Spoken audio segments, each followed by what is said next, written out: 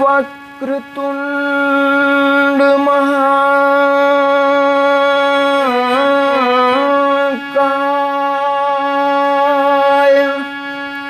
सूर्यकोटि समप्रभा निर्विघ्नं कुरु मे देव सर्वे कार्येषु सर्वदा।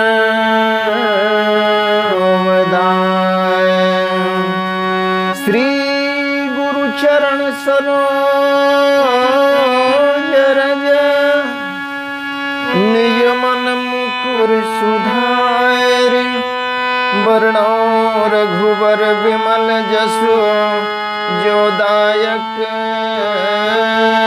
फलेश्यायरु। बुद्धिहीन तनु जानिके सुमिरौ पवन कुमार बल बुद्धि विद्या देहु मोहि हरं कलेश विकार। या देवी सर्वभूतेषु बुद्धिरूपेण संस्थिता नमस्तस्यै नमस्तस्यै नमस्तस्यै नमो नमः। सीता रामचरित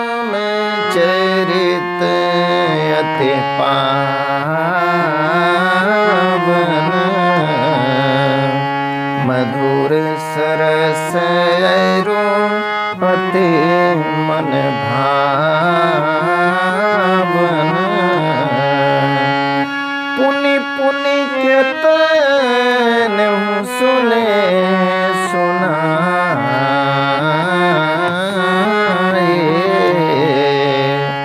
किए की प्याए से बुझत न बुझाए।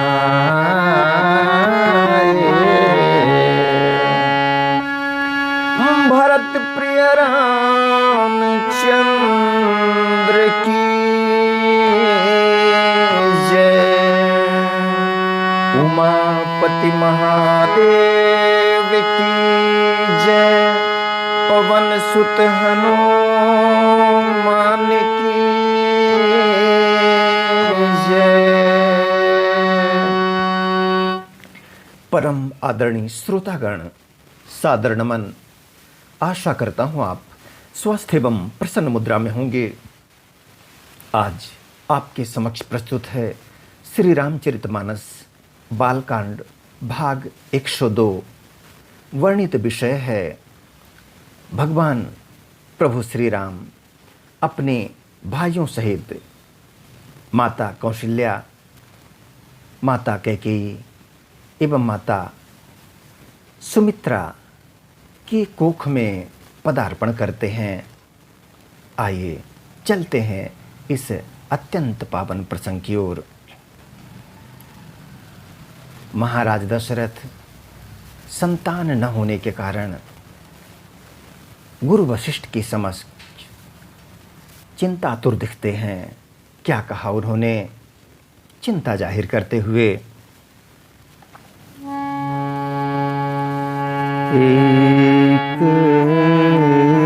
बार भूपति मन माहि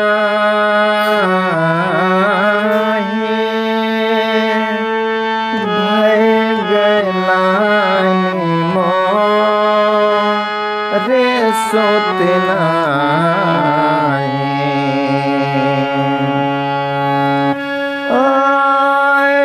गुरु गृह गया तुरंत महि पायला शरण लागे करे विनय विशाला। एक बार राजा के मन में बड़ी ग्लानि हुई कि मेरे पुत्र नहीं हैं। राजा तुरंत ही गुरु के घर गए और चरणों में प्रणाम कर बहुत विनय की। क्या कहा? निज दुख सुख सब गुरु ही सुनायो,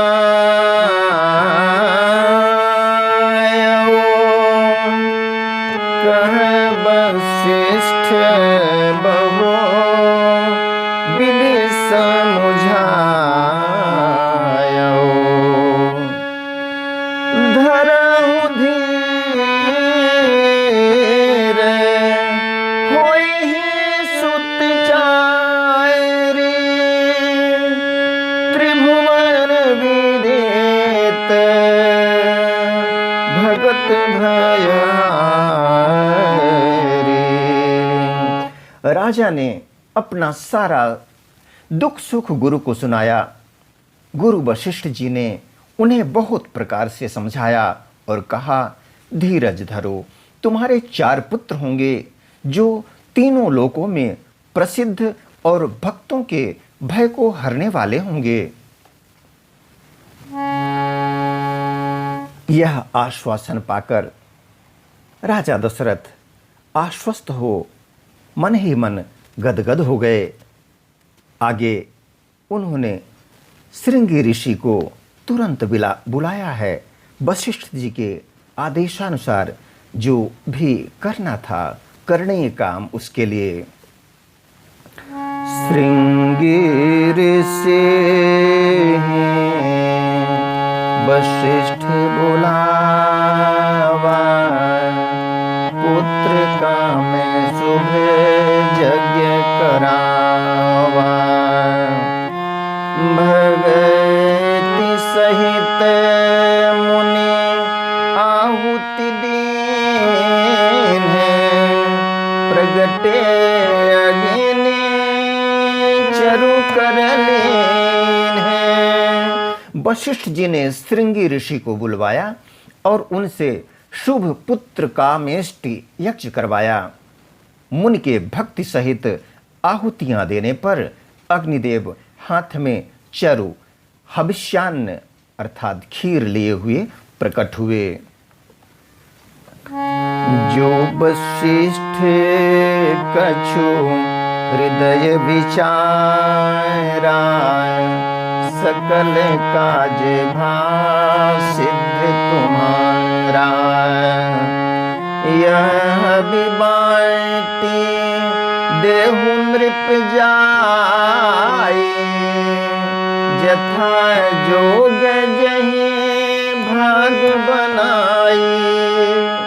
और दशरथ से बोले, वशिष्ठ ने हृदय में जो कुछ विचारा था। अग्निदेव ने दशरथ जी से क्या कहा? उन्होंने कहा, वशिष्ठ ने हृदय में जो कुछ विचारा था, तुम्हारा वह सब काम सिद्ध हो गया। हे राजन, अब तुम जाकर इस हविष्यान्न, इस खीर को जिसको जैसा उचित हो वैसा भाग बनाकर बांट दो। तब अदृश्य भय पावक, सकल सभय समुझाई। परमानंद मगन नृप, हर्षन हृदय समाई। तदनंतर अग्निदेव सारी सभा को समझाकर अंतर्धान हो गए। राजा परमानंद में मग्न हो गए। उनके हृदय में हर्ष समाता न था। तब ही राय प्रिय नारी बुलाए,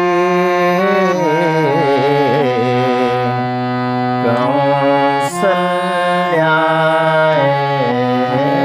दे तहाँ चरियाई। आए अर्ध भाग कौशल्या ही देना,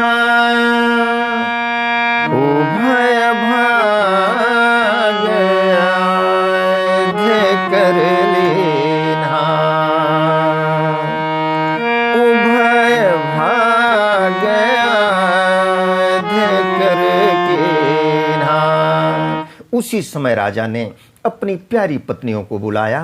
कौशल्या आदि सब रानियां वहां चली आईं। राजा ने पायस का आधा भाग कौशल्या को दिया और शेष आधे के 2 भाग किए। कैकेयी नृप कैकेयी कहे नृप सुदयऊ रयो शोभाय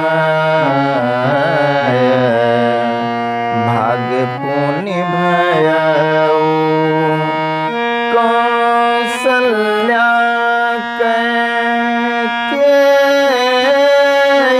हाथ धरे कौशल्या कैकेयी हाथ धरे दीन सुमित्र मन प्रसन्न करे।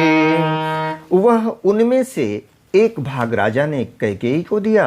शेष जो बच रहा उसके फिर 2 भाग हुए और राजा ने उनको कौशल्या और कैकेयी के हाथ पर रखकर अर्थात उनकी अनुमति लेकर और इस प्रकार उनका मन प्रसन्न करके सुमित्रा को दिया।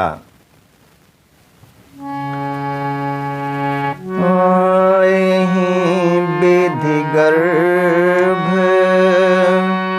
सहित सब नारी भय हृदय चित सुख भारी। जाय दिन ते हरि गर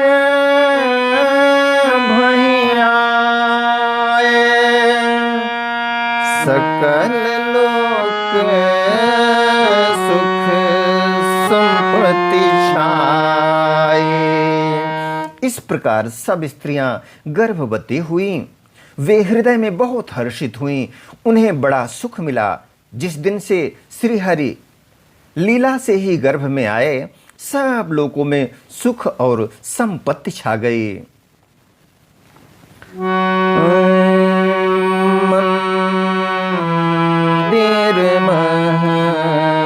सब राय जहीं रानी